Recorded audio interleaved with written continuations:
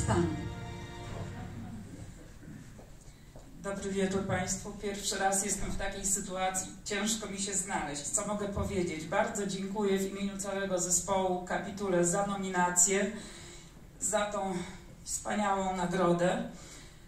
To, co robimy, prezentacja kaszubskiego folkloru, śpiew, muzyka, tak, gra na instrumentach naszych ludowych, to jest dla nas frajda, to jest realizacja naszych marzeń, realizujemy swoje pasje i to daje nam wielką radość.